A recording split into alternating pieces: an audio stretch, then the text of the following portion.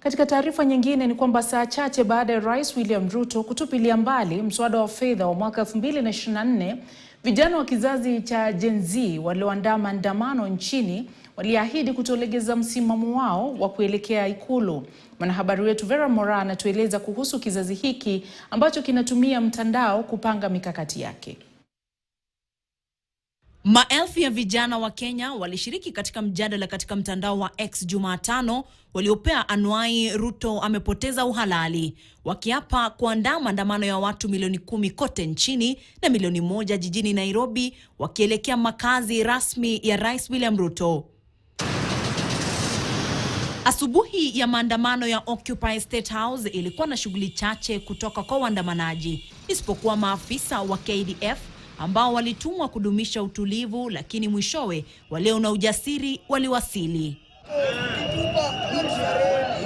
Hapo awali mtandaoni waliohudhuria walikosoa matamshi ya rais kwao kwa kuwataja kama wahalifu. Washiriki wa mjadala walitaniana na kuashiriana mhalifu mwenzangu kwa kukejeli matamshi ya Rais Ruto. Juu ya hayo walisema maandamano haya yamechangiwa na kupigwa risasi kiholela kwa waandamanaji wasio na silaha na polisi, na hivyo wakabadilisha mawazo kuhusu kumshughulikia Rais Ruto, huku mmoja akipendekeza kuondolewa kwa wabunge ili kumshtaki mkuu wa nchi. Pendekezo hilo lilisitishwa kutokana na kutokuwepo kwa tume ya uchaguzi na maandamano ya kuelekea Ikulu kuuzwa kama chaguo bora zaidi.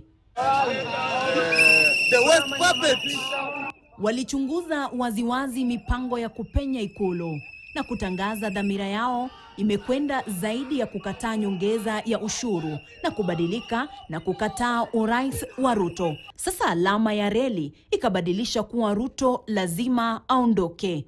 Na mmoja alipojitokeza kama kiongozi walimpa salamu za kizazi chao. Maandamano ya Gen Z, bila uso, bila kabila, bila kiongozi.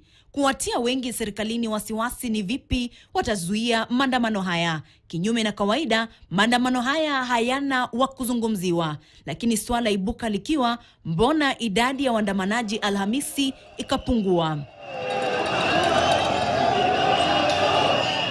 Huku makazi ya Rais William Ruto yakiwa chini ya ulinzi mkali, dunia nzima inasubiri kuona ni kipi kitajiri baada ya siku hii ya Occupy State House.